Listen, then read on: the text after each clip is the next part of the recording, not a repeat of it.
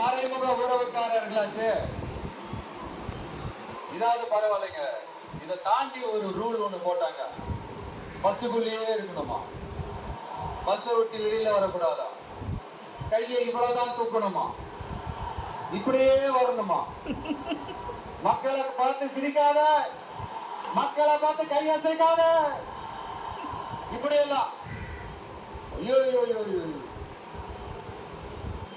நானும் என்னவோ ஏதோ நினைச்சேங்க. செம்ம காமெடியா இருக்குங்க. I'm just enjoying like anything.